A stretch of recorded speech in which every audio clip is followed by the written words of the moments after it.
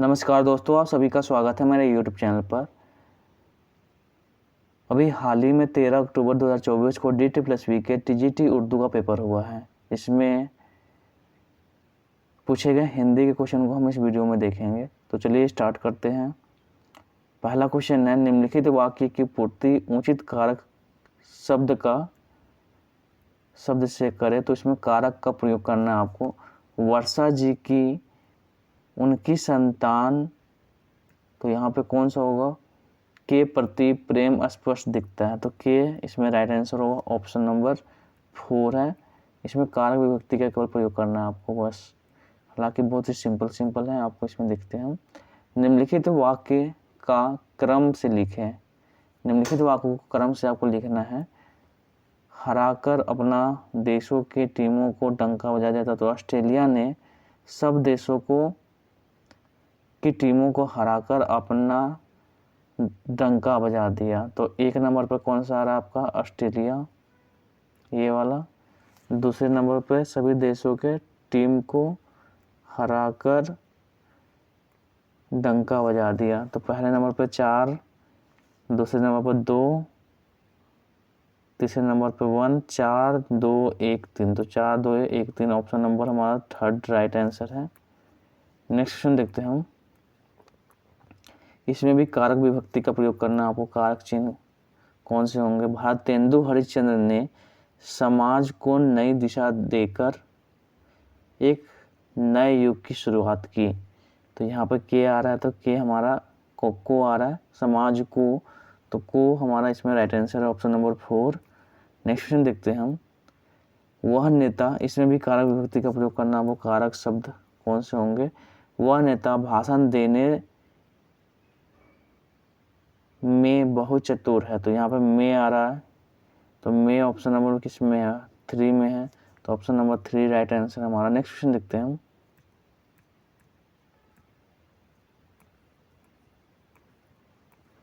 यहाँ पर देखो, जल ही जीवन है। वाक्य में प्रयुक्त शब्द जल का पर्यायवाची नहीं है। अब जल का पर्यायवाची इसमें तोय जल का पर्यायवाची है, वारी जल का पर्यायवाची है, अम्बु जल का पर्यायवाची है। तो इसमें कौन सा जल का पर्यायवाची नहीं है? तो दधी है, जो दधी जल का पर्यायवाची नहीं है। दधी का जल किसका पर्यायवाची है? दही का। दधी को क्या बोलते हैं? दही बोलते हैं। दही कह लो या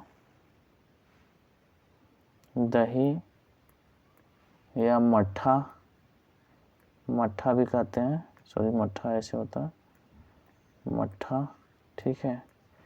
या आप उसे गोरस कह सकते हो। गोरस,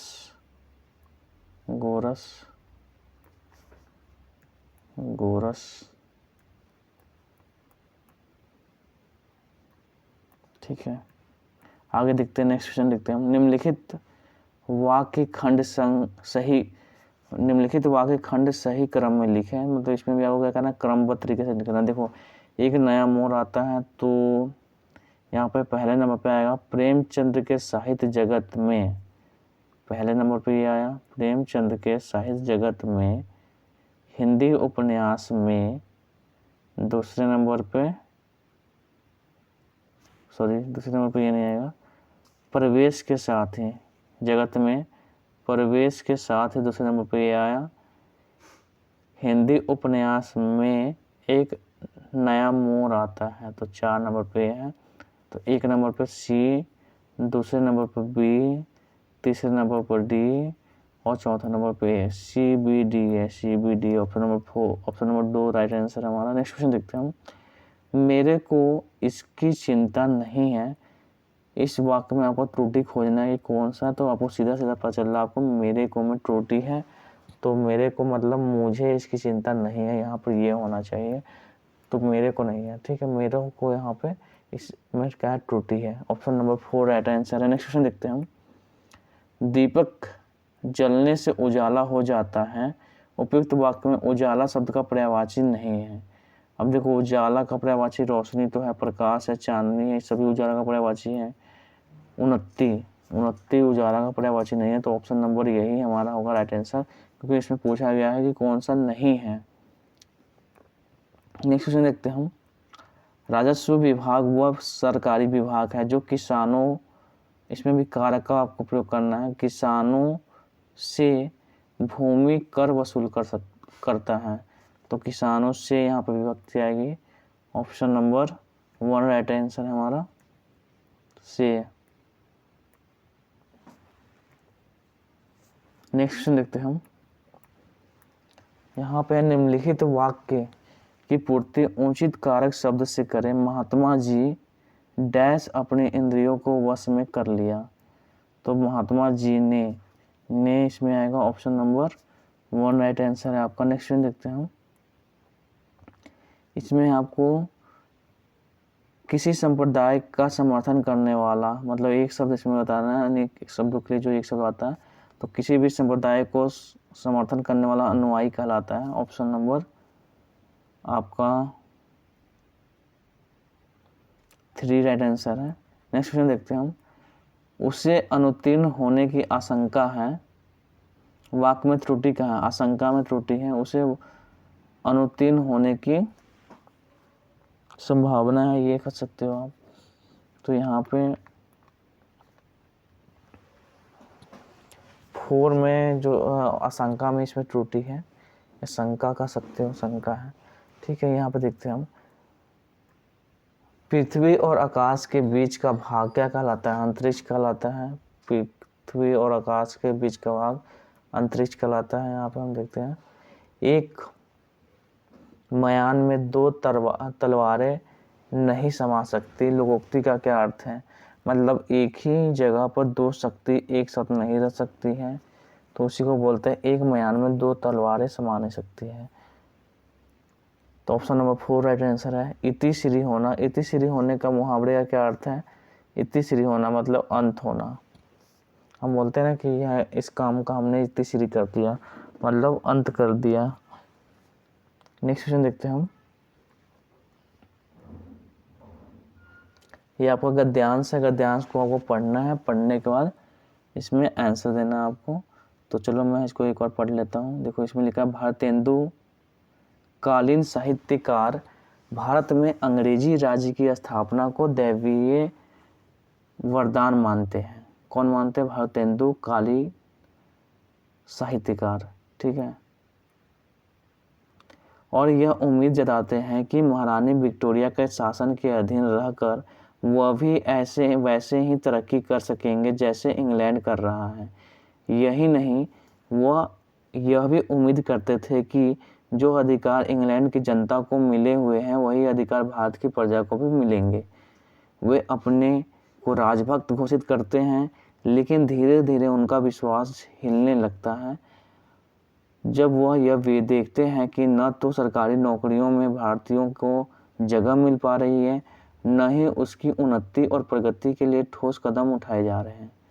इसके विपरीत हर साल विभिन्न तरह के करों द्वारा भारतीय धन इंग्लैंड भेजा जा रहा है। हर साल अकाल पड़ रहे हैं, परंपरागत उद्योग धंधे चौपट हो रहे हैं, किसान बर्बाद हो रहे हैं। 19वीं सदी के आखिरी दशकों में इस बुद्धिजीवी वर्ग का मोह भंग होने लगा था और राजभक्ति की भावना धीरे धीरे कम होने लगी थी। यह एहसास होने लगा था कि अगर भारत को भी उन्नत होना है तो खुद भारतीयों को आगे आना होगा।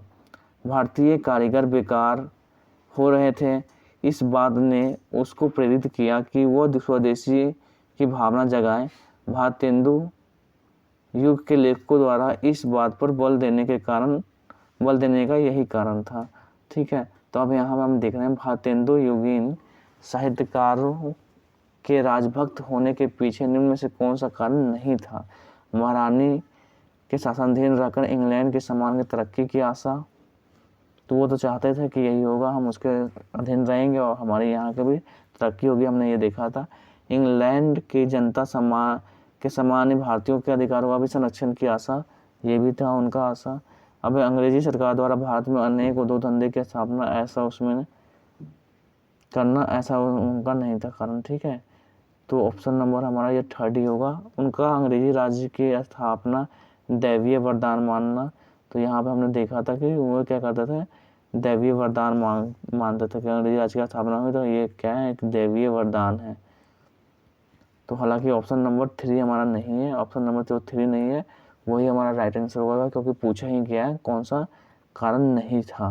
नेक्स्ट क्वेश्चन देखते हैं हम। अगला क्वेश्चन है हमारा, भारतेंदु युगीन साहित्यकारों ने भारत की उन्नति के लिए आवश्यक माना। क्या माना? अंग्रेजों से सहायता प्राप्त करना, अंग्रेजी साम्राज्य से समाप्ति, विदेशों से सहायता मांगना, स्वयं भारतीयों द्वारा प्रयास करना। बाद में उन्होंने भारतीय युगीन साहित्यकारों ने भारत की उन्नति के लिए जो आवश्यक माना कि हमें स्वयं से भारतीयों द्वारा प्रयास करना होगा, हम उसके अंग्रेजों की सहायता का प्राप्त कर भारत की उन्नति नहीं कर सकते हैं। ठीक है, ये जो हमने लास्ट में पढ़ा था, यहाँ पर देखो, यहाँ पर लिखा है कि स्वदेशी की भावना को जगाए और उन्हें एहसास होने लगा कि खुद को उन्नत होने के लिए भारतीयों को आगे आना होगा। नेक्स्ट क्वेश्चन हम देखते हैं। यहाँ पर निम्न में से उन्नति का विलोम है। उन्नति का विलोम क्या होगा? अवनति, ये तो सभी को पता ही है।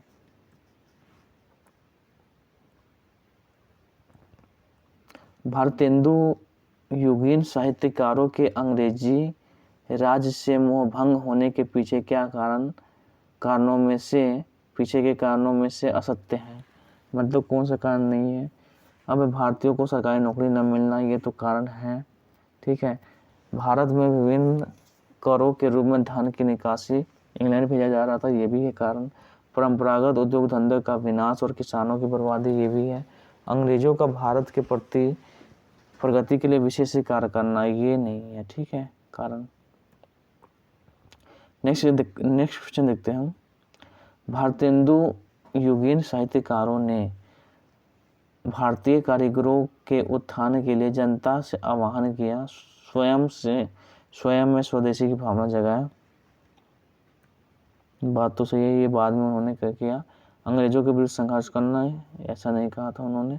कारीगरों को आर्थिक सहायता देने का नहीं, नए उद्योग धंधे लगाने का ऐसा नहीं कहा। उन्होंने बोला कि अगर भारत को उन्नत चाहिए तो हमें क्या है, स्वदेशी की भावना जगानी पड़ेगी और स्वयं को खुद को आगे लाना पड़ेगा।